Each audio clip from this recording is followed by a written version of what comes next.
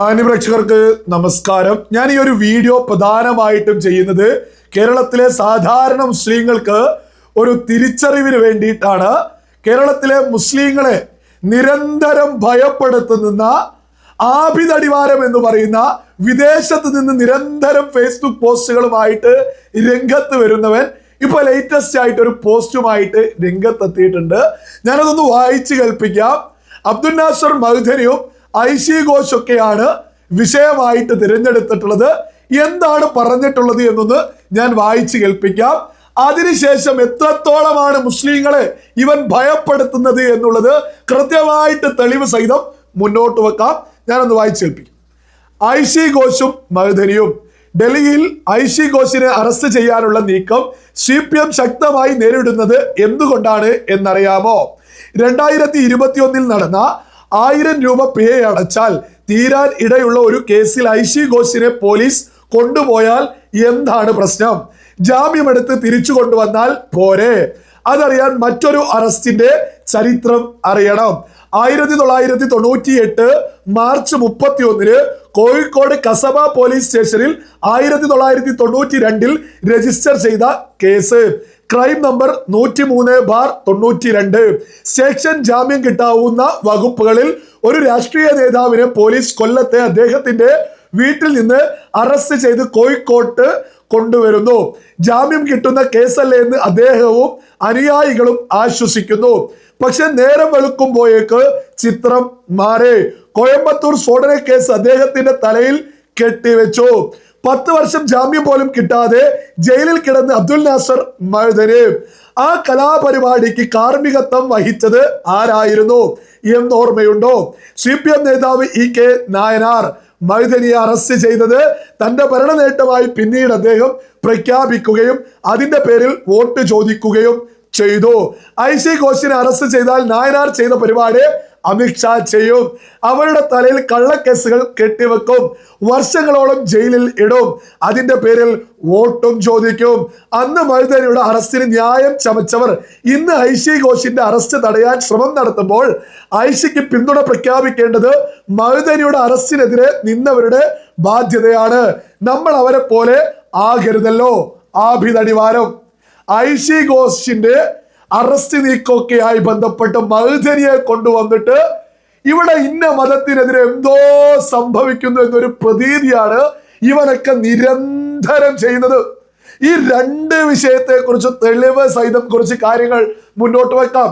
ഈ മഹ്ദനിയെ അറസ്റ്റ് ചെയ്തതുമായി ബന്ധപ്പെട്ട് ഈ സമയം വരെ നമ്മൾ നോക്കുകയാണെങ്കിൽ കേരളത്തിൽ നിരവധി തവണ ഇടതും വലതും മാറി മാറി മാറി ഭരിച്ചോണ്ടിരുന്നു.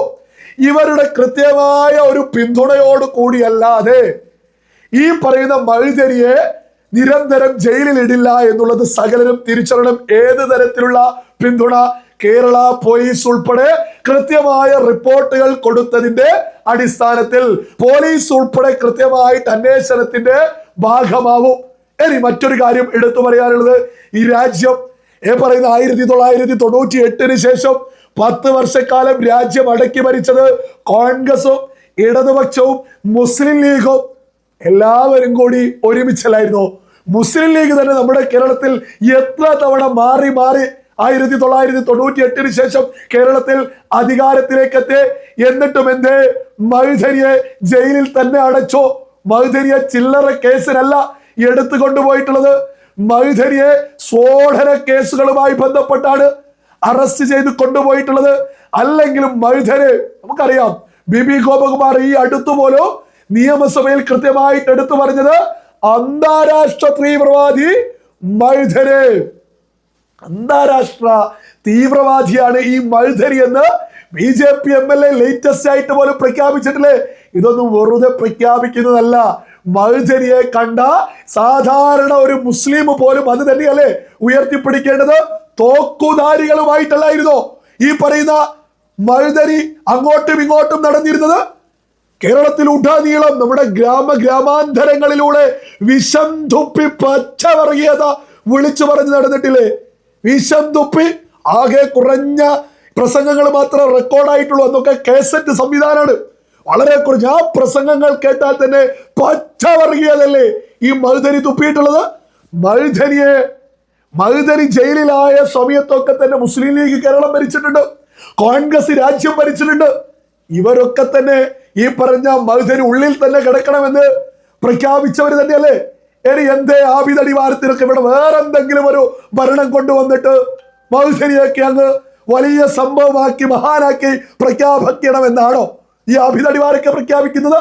പിന്നെ ഈ ഐഷി ഘോഷി എന്ന് പറയുന്ന SFI നേതാവ് ജാമ്യമില്ലാ വാറണ്ട്, അതായത് അറസ്റ്റ് വാറണ്ട് പുറപ്പെടുവിപ്പിച്ചിട്ടുണ്ടായിരുന്നു. കോടതിയാണ് അതായത് അറസ്റ്റ് വാറണ്ട് സ്ഥിരമായിട്ട് കോടതിയിൽ ഹാജരായിട്ടില്ലെങ്കിൽ കോടതി പുറപ്പെടുവിപ്പിക്കുന്നതാ, അല്ലാതെ സർക്കാരുകൾ പുറപ്പെടുവിപ്പിക്കുന്നതല്ല.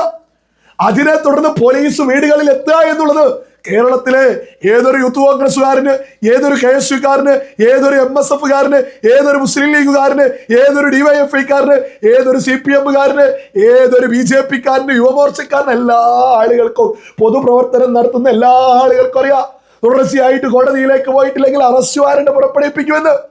അതിന്റെ അടിസ്ഥാനത്തിലല്ലേ ഈ പറഞ്ഞതുപോലെ തന്നെ ഐഷി ഘോഷിനെതിരെയും കോടതി അറസ്റ്റ് വാറണ്ട് പുറപ്പെടുവിപ്പിച്ചത്? അത് കോടതിയെ സമീപിച്ച സമയത്ത് അത് റദ്ദ് ചെയ്യുകയും കോടതി ചെയ്തിട്ടില്ലേ? ഇതൊക്കെ രാജ്യത്തുടനീളം നടക്കുന്ന നമ്മുടെ നിയമപരമായ കാര്യങ്ങളല്ലേ? ഇതിൽ പോലും ഐഷി ഘോഷിനെയും മഴുധനിയൊക്കെ ഒരുമിച്ച് പറഞ്ഞതിന് CPMകാര് ആബിദ് അടിവാരത്തിനെതിരെയൊക്കെ യഥാർത്ഥത്തിൽ പ്രതിഷേധിക്കണം. മഴുധനിയും ഐഷി ഘോഷി ഒരുപോലെ എന്നൊക്കെ പറയുന്നത് CPMകാര് SFIക്കാര് ഈ പറയുന്ന ആബിദ് അടിവാരൊക്കെ അപമാനിച്ചല്ലേ? എന്നോട് പലപ്പോഴും ആളുകളൊക്കെ സംസാരിക്കുന്ന സമയത്ത് എന്തെങ്കിലും ഒന്ന് പറയുമ്പോൾ ആബിദ് അടിവാരം അങ്ങനെ, ഈ ആബിദ് അടിവാരൊക്കെ നമ്മുടെ കേരളത്തിലെ സാധാരണക്കാരുടെ സമാധാനം കെടുത്തുന്ന ഒരു തരം. ഇന്ന മതത്തിലുള്ള ആളുകൾക്ക് ഇവിടെ എന്തോ പ്രശ്നമുണ്ട് എന്ന് നിരന്തരം പ്രചരിപ്പിക്കുന്ന ഒരു പ്രധാനപ്പെട്ട രാജ്യവിരുദ്ധനാണ് ഈ പറയുന്ന ആബിദ് അടിവാരം എന്നൊക്കെ പറയുന്നത്. ഇവിടെയുള്ള സാധാരണ മുസ്ലിങ്ങളൊന്ന് ലളിതമായി ചിന്തിച്ചാൽ മതി. ലോകത്തെ ഏറ്റവും കൂടുതൽ സമാധാനത്തിൽ മുസ്ലിങ്ങൾ ജീവിക്കുന്നത് ഈ രാജ്യത്താ, നരേന്ദ്രമോദി ഭരിക്കുന്ന ഭാരതത്തിലാ. ഇറാൻ ഗൾഫ് രാജ്യങ്ങളിലേക്ക് ആക്രമിക്കുകയാണ്. ഗൾഫ് രാജ്യങ്ങൾ പ്രതിസന്ധിയിലാണ്. ഇറാന്, സിറിയ, ഇറാഖ്, പാകിസ്ഥാൻ, ബംഗ്ലാദേശ്, ഇതര മുസ്ലിം ഭൂരിപക്ഷ രാജ്യങ്ങളിലൊന്നും തന്നെ മുസ്ലിങ്ങൾക്ക് അവരുടെ ആരാധന പോലും ചെയ്യാൻ സാധിക്കുന്നില്ല. അതേ സമയത്ത് മുസ്ലിങ്ങളായിട്ടുള്ള ഓരോ ആളുകൾക്കും ഈ രാജ്യത്ത് അവരുടെ എല്ലാ ആരാധനയും ചെയ്ത് സമാധാനത്തിൽ സുന്ദരമായി സുരക്ഷയിൽ ഇവിടെ ജീവിച്ച് മുന്നോട്ട് പോകാൻ സാധിക്കുന്നില്ലേ? ഇവിടെയുള്ള സാധാരണ മുസ്ലിങ്ങളൊക്കെ ഈ ആബിദ് അടിവാരത്തെ പോലുള്ള ആളുകളെ പുച്ഛിച്ചു തള്ളിയാൽ മാത്രം മതി, എന്നാൽ തന്നെ സമാധാനം വലിയ രീതിയിൽ വരും. ഈ രാജ്യമാണ് ലോകത്തെ ഏറ്റവും കൂടുതൽ മുസ്ലിങ്ങൾക്ക് ജീവിക്കാൻ സമാധാനമുള്ള രാജ്യം. നരേന്ദ്രമോദി ഭരിക്കുന്ന ഭാരതമാണ് എന്നുള്ളതിൽ ഒരു തർക്കവും വേണ്ട. ഇത് വെറുതെ പറയല്ല. ഐഷി ഘോഷിന്റെ ഒരു പൊളിറ്റിക്കൽ വിഷയത്തിലേക്ക് പോലും മദനിയെ പോലും കൊണ്ടുവന്ന് എന്തൊക്കെയാണ് ഇവൻ പറയാതെ പറയാൻ ശ്രമിക്കുന്നത്? ഇത്തരം ആബിദ് അടിവാരങ്ങളെ ബോധമുള്ള സകല മനുഷ്യരും പുച്ഛിച്ച് തള്ളുക.